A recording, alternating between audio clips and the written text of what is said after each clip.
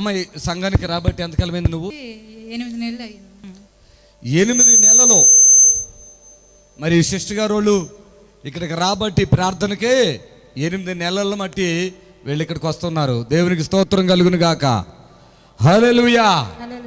8 నెలల మట్టి ఇక్కడికి వస్తున్నప్పుడు ఈమెకు చెప్పమ్మా నీ సాక్ష్యం చెప్పు. 8 సంవత్సరాల నుంచి 8 సంవత్సరాల షుగర్ బీపీ ఉన్నాయండి.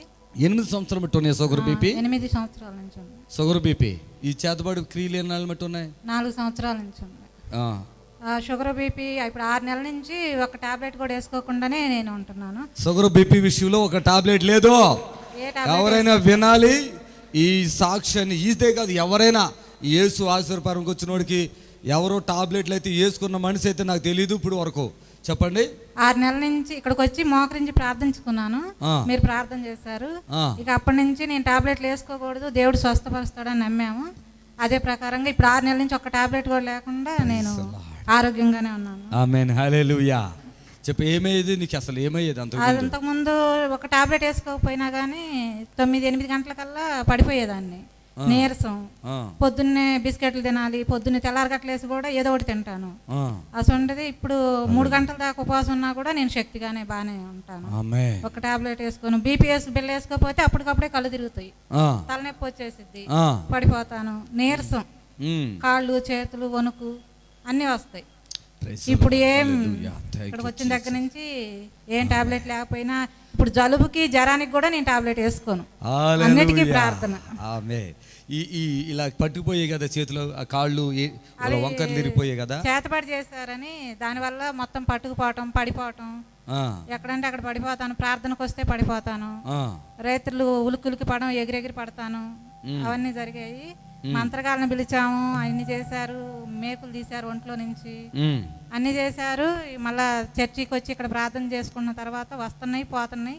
ఇప్పుడైతే మళ్ళా మొన్న మీరు వచ్చి ప్రార్థన చేసిన కాడి నుంచి నాకు మళ్ళీ బాగుంది, తగ్గిపోయింది. ఆమేన్. హల్లెలూయా. ఒక్క మంత్రగాడికి ఒక రోజు విజిటింగ్ ఎంత? 25,000 అంట ఫీజు. ఎక్కడి నుంచో చూడమ్మా మంత్రగాడు? కర్ణాటక. ఎన్ని మేకులు మొలలో ఎన్నిసార్లు తీశారు? మొలలో ఫస్ట్ 70 మొలలో ఏమో తీసారండి. మళ్ళీ తర్వాత కూడా ఒకసారి మళ్ళా ఎన్నో తీసారు. అది అర్థమైందా? మంత్రగాళ్ళు పోషించబడతారు, డాక్టర్లు పోషించబడాలి, మంత్రగాళ్ళు పోషించబడాలా. అర్థమైందా? Praise Lord. హల్లెలూయా. ఇప్పుడు ఎట్లా ఉందమ్మా? BP sugar normal. Praise Lord. దేవునికి మహిమ కలుగును గాక.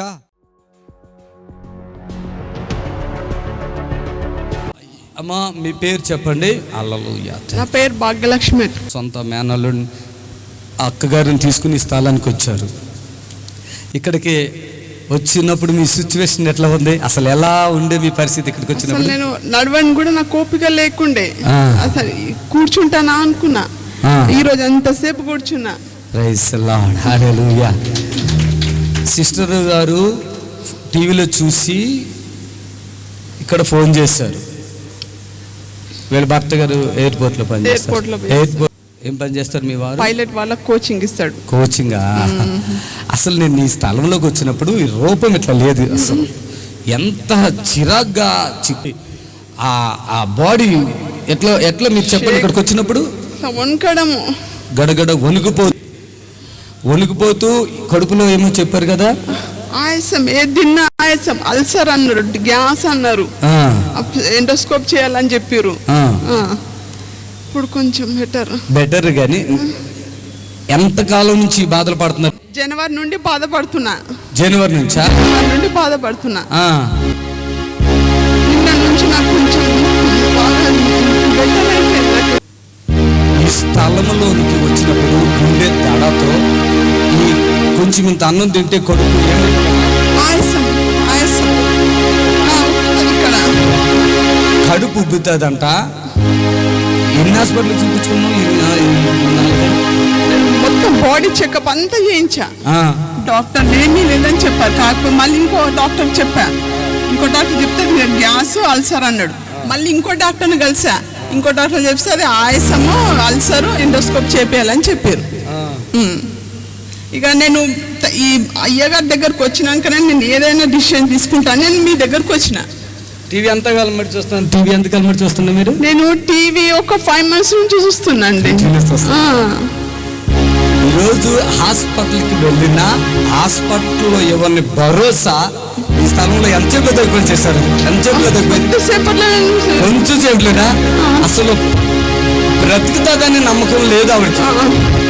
మంచి భర్త ఉంది, జాబ్ ఉంది, ఆరోగ్యం అన్ని ఆరోగ్యం బాగాలి.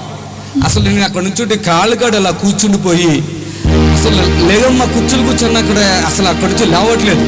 నేనన్నా ఇప్పటికిప్పుడే దేవుడిని తగ్గించేస్తాడు. వణుకుడు, ఈ పొట్ట ఉబ్బుడు అన్నీ క్లోజ్ అయిపోతాయమ్మా, దేవుడు కార్యం చేస్తాడు.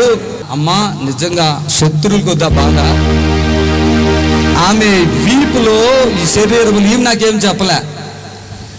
అమ్మా నువ్వు చెప్పావా అవన్నీ ఏమి బాధలు ఉన్నాయో అన్నీ దేవుడు నాకు బయలుపరుతూ చెప్తుంటే ఆవిడ స్పృహ లేని మనిషిలాగా అయిపోయి ఒక రూపంలో ఉండి ప్రేయర్ చేయగానే జస్ట్ ఆమేన్ అనగానే ముఖమంతా చేంజ్ అయిపోయి కళ వచ్చేసింది. ఆమేన్ హల్లెలూయా. ఇలా నిలబడతాం కానీ లేదంట. ఈ బాడీ షేక్ ఎంతకాలం ఉంటుందమ్మా? ఈ బాడీ షేక్ 6 months నుంచి నేను వణుకుతూనే ఉన్నట్లు, నడవలేకపోయినా. చూసారా ఆ తండ్రి ఎంత గొప్ప కార్యం చేసి. ఎప్పటికీ తల్లిదండ్రులు లేనట్టున్నారు. తల్లిదండ్రులు లేరు నాకు. నోటే చెప్పాను నేను, నీకు తల్లిదండ్రి అన్ని నేనే, నువ్వు ధైర్యంగా ఉండు, నేను అన్ని చూసుకుంటా. ఎన్ని బాధలున్నా నాకు ఒక్క ఫోన్ చేయి, ఇక్కడికి కూడా రావద్దన్నా. అమ్మ రమ్మన్నావు వద్దన్నా. తల్లిదండ్రి నేను ఉంటా, నువ్వేం బాధపడుతు. ఎన్నో కష్టాలు పడ్డది సిస్టర్, ఎన్నో బాధలు పడ్డది, పడ్డాయి ఎన్నో బాధలు. అసలు ఈ స్థలానికి రాకపోతే అమ్మ పరిస్థితి ఏంటో తెలియదు. బ్రతుకుతుందని అయితే నమ్మకం లేదు నాకు తెలిసి. నేనైతే మాటిస్తున్నది నా దగ్గర ఇక్కడికి రాలేకపోతుంది. చూసారా మందులు వాడుతుంది, చూస్తుంది, టీవీలో ఇన్ని అద్భుతాలు జరగడం చూస్తుంది, కానీ రాను. ఏదో ఒక ఆటంకం. రోజు అద్భుతమైన సాక్ష్యంతో బిడ్డ మన మధ్యలో ఉన్నారు. ఆమె నిమిషాలలోనే సంపూర్ణమైన స్వస్థత వచ్చేసింది. ఆమె ప్రార్థన చేస్తాం. మా ధైర్యం ఉండు, ఇంకెప్పటికీ భయపడకు. నువ్వు వెళ్ళిపోయి ఉంటాయి.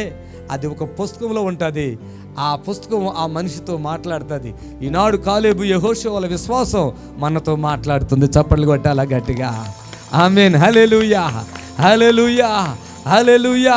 షూషాను కోటలో వేస్తారు ఆమె ఉపవాస ప్రార్థన.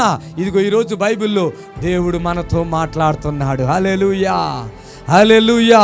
మన జీవితంలో నా ప్రియమైన దేవుని బిడ్డలారా, మన బ్రతుకులో మనం చేసే మంచి క్రియ, మంచి కార్యములు ప్రజలతో మాట్లాడతాయి. చప్పటి కొట్టి దేవుని మహిమపరచుకుందాం.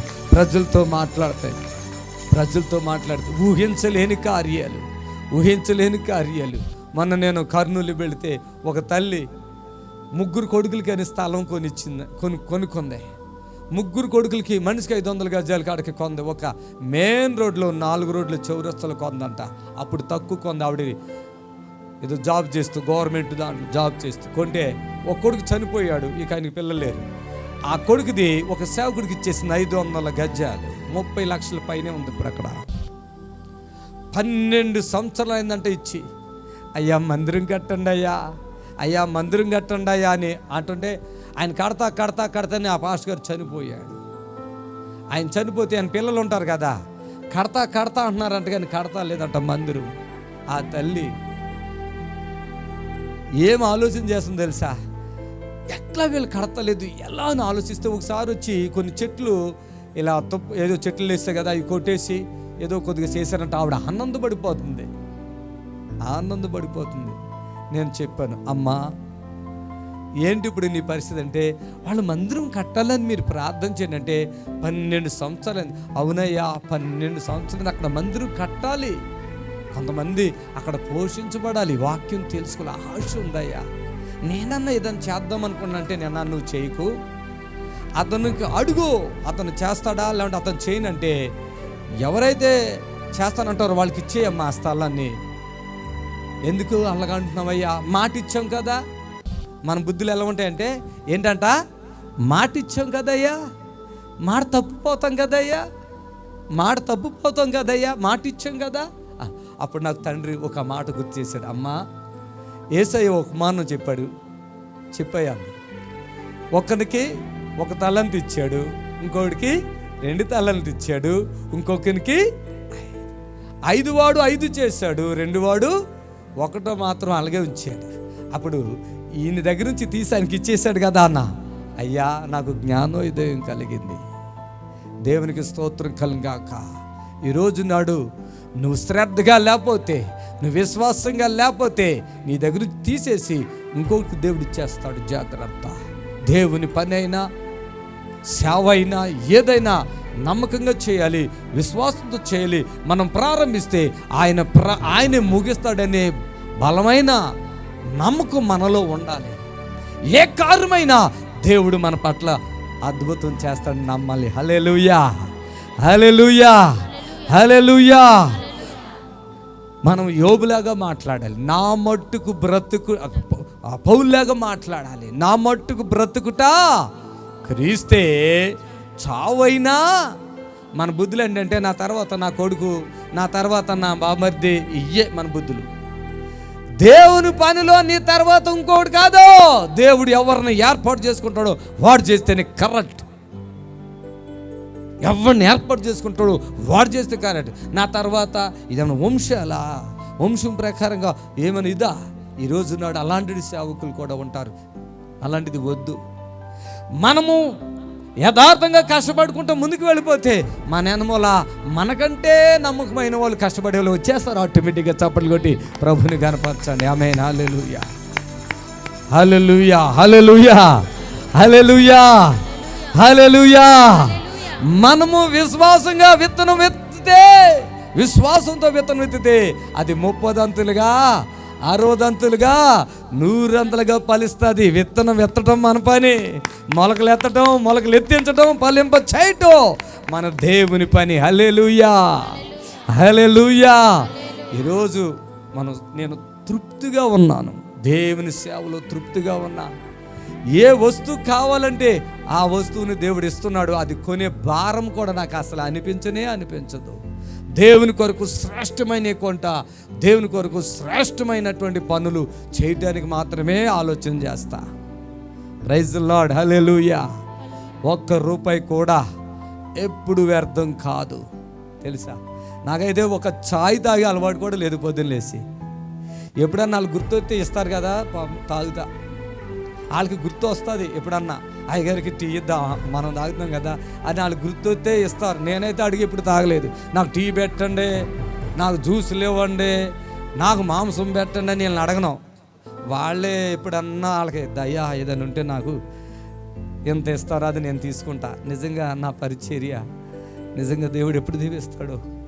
ఎంతమంది ప్రజలను ఇంకా కలవాలో, ఎన్ని ఆత్మలను రక్షణలోకి నడిపించాలో, ఎంతమంది నశించిపోతున్న వాళ్ళను ప్రభులోకి నడిపించాలో అది భారం ఉంది నాకు. కడుపు నిండా అన్నం తినాలి, మంచిగా నిద్రపోవాలని ఎప్పుడు ఆలోచన ఒక్కరోజు కూడా నాకు రాలేదు. డే అండ్ నైట్, రాత్రనక పగలనక, రాత్రనక పగలనక దేవుని కోసం ప్రయాణాలు చేయాలి, పనులు చేయాలి. నా అవసరత ఎక్కడుందో అక్కడికి వెళ్ళిపోవాలి. ఎప్పుడు ఈ శరీరాన్ని దేవుని కోసం బాగా కష్టపెడతా ఉంటా. ఈ శరీరం బాగా కష్టపడుతుంది. అలసట, రెస్ట్ అనేది నా చరిత్రలో, నా డైరీలో లేదు. నేను దేవునికి మాటిచ్చా. నేను మరణిద్దామనుకున్న సమయంలో దేవుడు నాతో మాట్లాడాడు. ఏమనో తెలుసా? నీ పైన నేను నా అభిషేక, నా ఆత్మను ఉంచానని. నీ పైన నా ఆత్మ ఉంది, నా అభిషేకం ఉందని నాకు చెప్పాడు దేవుడు. నేను మరణిద్దాం అనుకున్న సమయం, జీవితంలో ఓడిపోయాను అన్నంత ఆ లాస్ట్ స్టేజ్ అది. జీవితంలో ఓడిపోయానే కా, నా ద్వారా దేవుడు ఎంతో మందిని బ్రతికించటానికి ఆయన ఇష్టపడుతున్నాడు. తల్లి లేని వాళ్ళకి తల్లి, తండ్రి లేని వాళ్ళకి తండ్రి,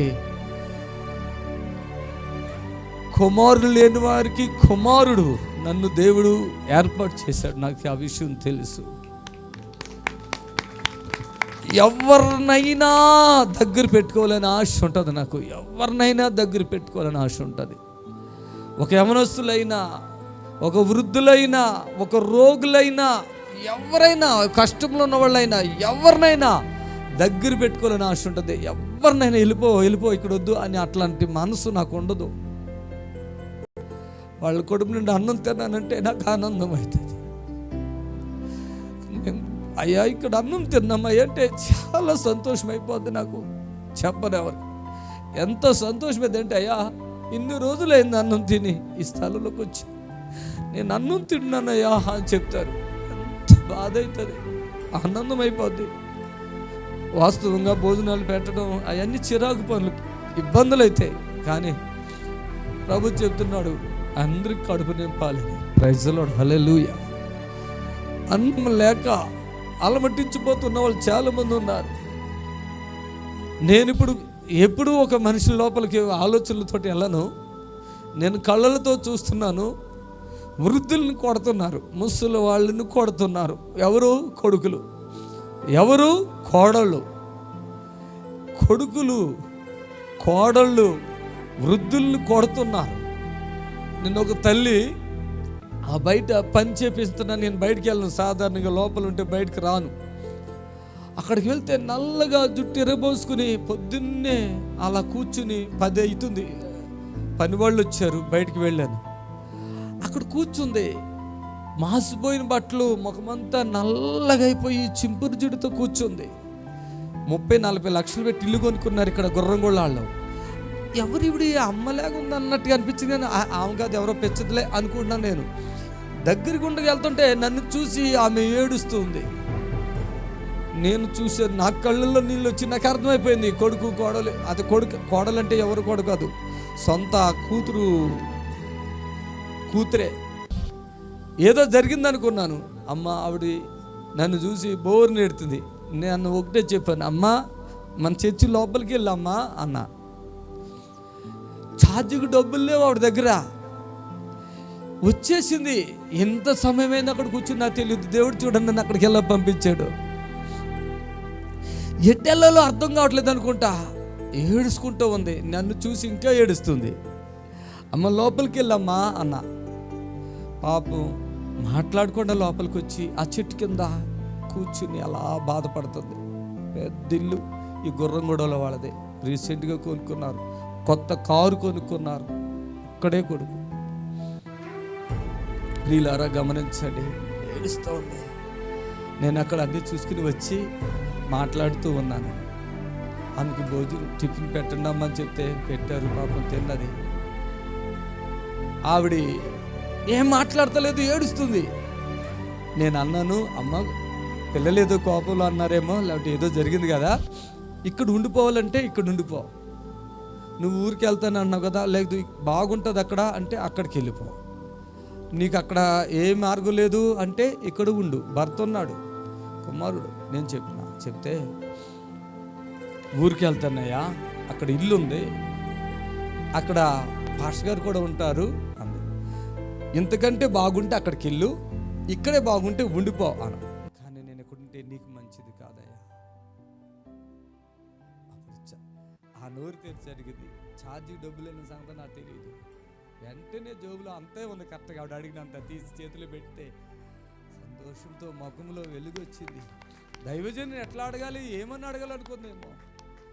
అలాగే నుంచున్నాం మేము. చూస్తున్న బస్సు ఎక్కి టాటా చెప్పి వెళ్ళిపోయింది. దేవునికి మహిమ కలుగును గాక.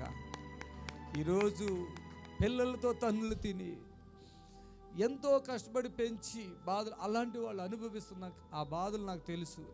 నా ప్రాణం ఉన్నంత వరకు ఎంతమంది భూమి మీద బాధపడుతున్నారో, ఎంతమంది ఈ భూమిలో బాధపడుతున్నారు, అందరు బాధలు తీరిపోవాలంతే. హల్లెలూయా. ఎవరితో బానిసలు కాకూడదు. ఎవరికి బానిసలు కాకూడదు. మొన్న పోయిన నెలలో నేను చాలా డిస్టర్బ్ అయ్యాను. మేము 3 అన్నదమ్ములైతే నా తర్వాతోడు చనిపోయాడు. ఆయన భార్య మా అమ్మనే 3 చీపురు గట్టలు పెట్టి కొట్టేసింది. 3 చీపురు గట్టలు ఇరిగిపోతే ఆమెకు షుగరు అస్సలు లేవలేకపోతుంది. దగ్గుతో కత్తిపేట తీసుకొచ్చేసిందంట నరకటానికి. పోలీసులు కేసు పెడితే పట్టించుకోలేదు. పోలీసులు సస్పెండ్ అయ్యాళ్ళు. ఎస్ఐ అత్తకోళ్ళు గొడవలే కదా అంది. ఆమెను కొడితే 3 వారాలు ఆమె బ్లౌజ్ వేసుకోకుండా అయిపోయింది. ఆ కొడితే ఒక్కతే వెళ్ళి ఆ పోలీస్ స్టేషన్లో కూర్చుంటే పిచ్చిదాన్ని చూసినట్టు చూస్తారంట మా అమ్మని. చాలామంది జీవితాలు చచ్చిపోతున్నారు, కోడలు చూడక చచ్చిపోతున్నారు. ఆ బాత్రూమ్కి వెళ్ళిపోయి వామిటింగ్ చేసుకుని చచ్చిపోతున్నారు, ఆ మంచాల్లోనే చనిపోతున్నారు. అలాంటి వారందరికీ యేసు ఆశ్రయపురం ఒక ఆదరణగా ఉండటానికి ఈ ఆంధ్ర తెలంగాణలో నేను ప్రారంభించాలనుకున్నాను. దేవుడికి మీరు ప్రార్థన చేయండి. ఏమైనా సాధ్యమే, ఏమైనా అసాధ్యమైనది ఏది లేదు. హల్లెలూయా. మీరు కూడా నమ్మకంగా విశ్వాసంగా ఉండండి. ప్రభు రాకడ త్వరలో ఉంటుంది. ఎలా వీలైతే అట్లా ఉంటుంది. ఈ భూమి సంపాదిద్దాం, ఇల్లు కడదాం, లేదంటే ఇంకొక ఎకరం కొందాం, ఈ ఆలోచనలు కాదు. దేవుల్లో ఉందాం. ఆదరణ కలిగించడానికి అక్కడ ప్రార్థన, ఎక్కువ ప్రార్థన జరగాలి. మన దేశము, మన రాష్ట్రాలు, మన ప్రజలు, ఆయన రక్తంలో కడగబడిన వారు, ఇంకా కడగబడిన వారు విడుదల కొరకు. ఆమేన్. హల్లెలూయా. కాలేబు యెహోషువ విశ్వాసాన్ని బట్టి వారి దేశాన్ని స్వాధీనం చేసుకున్నారు. అసాధ్యమైన కాదు, దేవుడు సాధ్యం చేశాడు. హల్లెలూయా. మీ జీవితంలో కూడా అంతే. ఏదైనా అసాధ్యమైనది ఉంటే ఏం కాదు, బాధపడకండి, సాధ్యమే. హల్లెలూయా. హల్లెలూయా. నా యందు మీరు, మీ యందు నా మాటలు నిలిచి ఉండిన యెడల మీకు ఇష్టమైంది అడగండి, అది మీకు అనుగ్రహించబడుతుంది. ఇష్టమైంది అడగండి. మనం ఎలా బ్రతకాలో దేవుడికి చెప్పి బ్రతకండి. తెలుసా? మనం ఎలా జీవించాలనుకుంటున్నామో దేవుడితో చెప్పండి, జీవించండి. చెడు చేయకుండా ఉంటే చాలు. నువ్వు ఎలా అనుకున్నావో అలా ఉంటావు. ఒకరికి కీడు చేయకూడదు, ఒకరి మీద చెడు ఆలోచన చేసుకోకూడదు. నీ సాధ్యమైతే ఎవరికైనా హెల్ప్ చేయి. మాటలు కనుక యథార్థవంతులను దేవుడు చూస్తాడు. యథార్థంగా ఉండాలి. మనుషుల దగ్గర పొగట్టాలు, మనుషుల దగ్గర గొప్పతనాలు అసలు అవసరమే లేదు. నీ హృదయాన్ని దేవుడు అడుగుతున్నాడు. నీ హృదయాన్ని దేవుడికి ఇచ్చేసేయి. నీ హృదయాన్ని దేవుడికి ఎప్పుడైతే ఇస్తావో అది నువ్వేమేం చేయాలో అప్పుడు దేవుడు చేస్తాడు. తెలుసా? ఒకప్పుడు ఇదే స్థలంలో ఒక నీళ్ళు బాటిల్ కొనుక్కొచ్చుకున్నా కూడా మాకు ఇబ్బంది అయ్యేది. ఈరోజు దేవుడి కృపను బట్టి, మీ అందరూ చేసే ప్రార్థన బట్టి ఏది అవసరమో అది ఉన్నతంగా తెలుసా? Praise the lord. మీ జీవితంలో కష్టాలు పడుతున్నారా? దరిద్రంలో ఉన్నారా? వేదనతో ఉన్నారా? దుఃఖంతో ఉన్నారా? కన్నీటితో ఉన్నారా? మనసు మన ఇంట్లోనే మనం ఒకరికొకరికి ఆ మనసు షెడ్ కాదు, కుదరదు. అలాంటిదిగా కృంగిపోతున్నారా? కన్నీటితో మోకరించండి. ఆత్మకార్యాలు జరిగిపోతాయి. హల్లెలూయా. ఆత్మకార్యాలు జరిగిపోతాయి. హల్లెలూయా. ఆత్మకార్యాలకి మనం స్థలాన్ని ఇవ్వాలి. ఆత్మకార్యాలకి మనం మనసునివ్వాలి. ఆత్మకార్యాలందు ఆసక్తి కలిగిన వారికి ఉండాలి. నేను ప్రతిరోజు అద్భుతాలు చూడాలని ఆశిస్తా. ప్రతిరోజు అద్భుతాలు, ఎవరి జీవితాలు అంటే వాళ్ళ జీవితంలో అద్భుతాలు జరగాలి. ప్రతిరోజు జరుగుతాయి అంతే. ఆమేన్. హల్లెలూయా. హల్లెలూయా. దేవుడు మిమ్మల్ని దీవించునుగాక.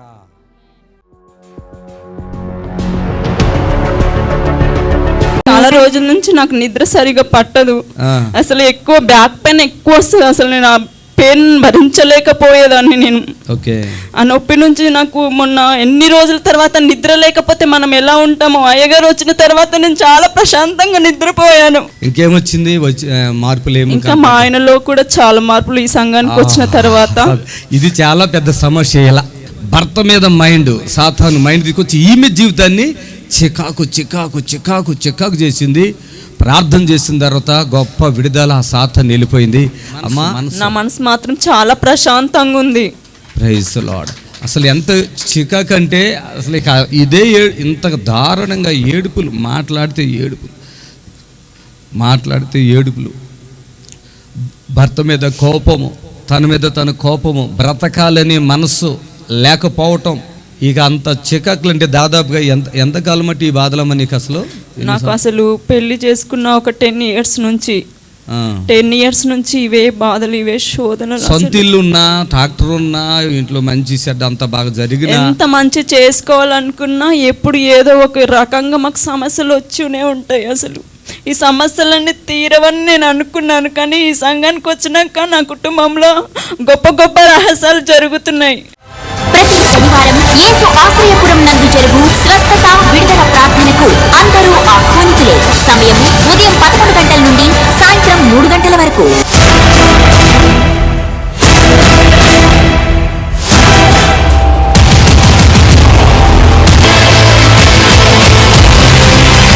స్థలం యేసు ఆశ్రయపురం, గుర్రంగూడ, నియర్ బిఎన్ రెడ్డి, హైదరాబాద్. దేవజనులు రెవరెండ్ సుదర్శన్ రావు గారు రోగుల కొరకు ప్రత్యేక ప్రార్థనలు చేసేదరు.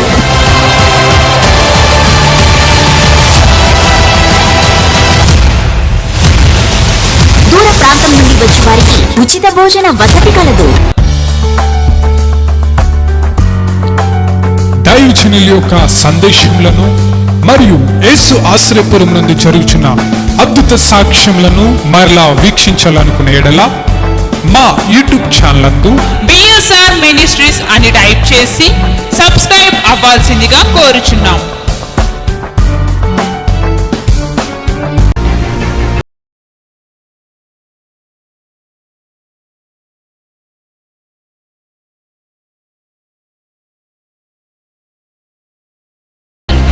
ప్రతి ఆదివారం ఉదయం 10 గంటల నుండి 1 గంట వరకు.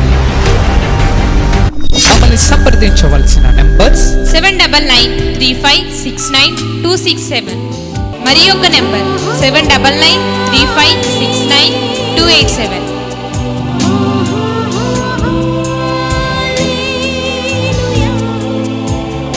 మా address LB Nagar near BN Reddy, Gurramguda, Hyderabad.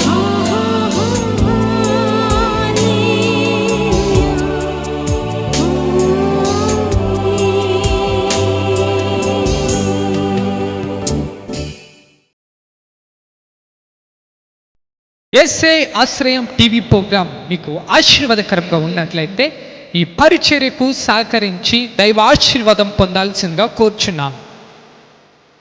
మా account number State Bank of India 391410508337. IFSI code SBIN 00130332. Rai Durga branch, Manikonda.